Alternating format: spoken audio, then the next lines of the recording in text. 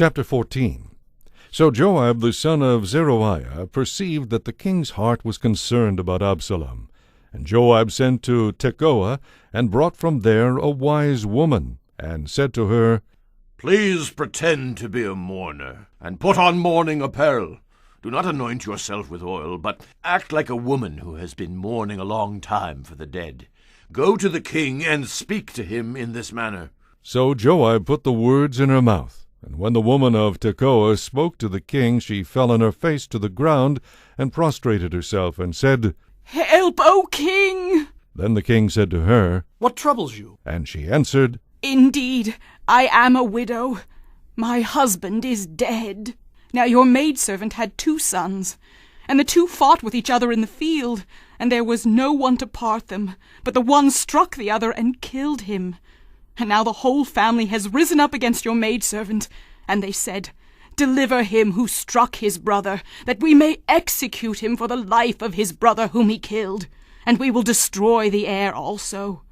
So they would extinguish my ember that is left, and leave to my husband neither name nor remnant on the earth. Then the king said to the woman, Go to your house, and I will give orders concerning you. And the woman of Tekoa said to the king, My lord, O king, let the iniquity be on me, and on my father's house, and the king and his throne be guiltless. So the king said, Whoever says anything to you, bring him to me, and he shall not touch you any more. Then she said, Please let the king remember the Lord your God, and do not permit the avenger of blood to destroy any more, lest they destroy my son. And he said, As the Lord lives, not one hair of your son shall fall to the ground. Therefore the woman said, Please let your maidservant speak another word to my lord the king.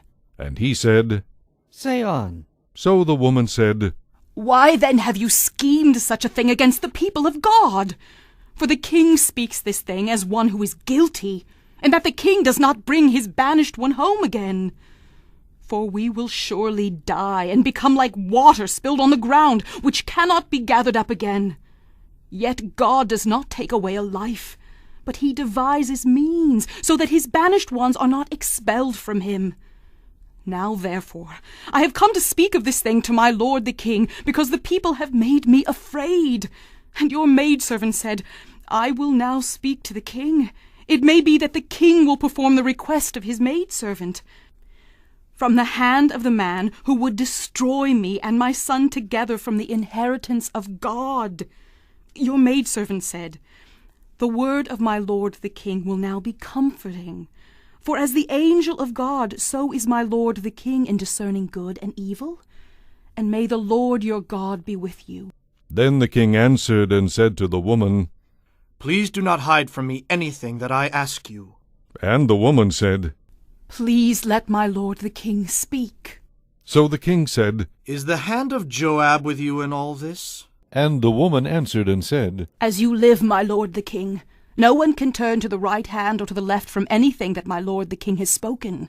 For your servant Joab commanded me, and he put all these words in the mouth of your maidservant. To bring about this change of affairs your servant Joab has done this thing. But my lord is wise, according to the wisdom of the angel of God, to know everything that is in the earth. And the king said to Joab, All right, I have granted this thing. Go therefore, bring back the young man Absalom. Then Joab fell to the ground on his face, and bowed himself, and thanked the king.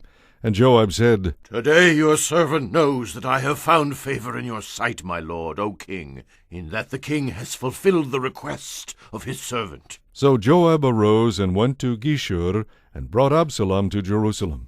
And the king said, Let him return to his own house, but do not let him see my face. So Absalom returned to his own house, but did not see the king's face.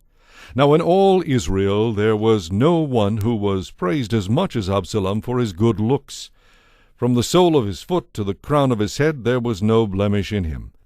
And when he cut the hair of his head, at the end of every year he cut it, because it was heavy on him. When he cut it, he weighed the hair of his head at 200 shekels, according to the king's standard.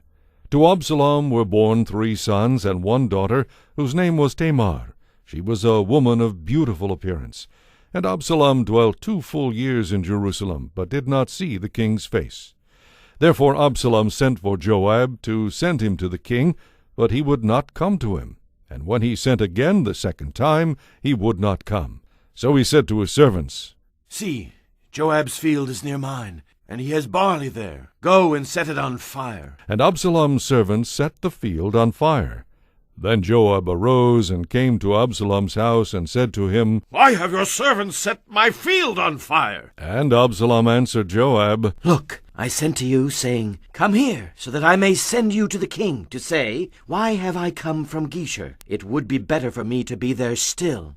Now, therefore, let me see the king's face, and if there is iniquity in me, let him execute me. So Joab went to the king and told him. And when he had called for Absalom, he came to the king and bowed himself on his face to the ground before the king. Then the king kissed Absalom.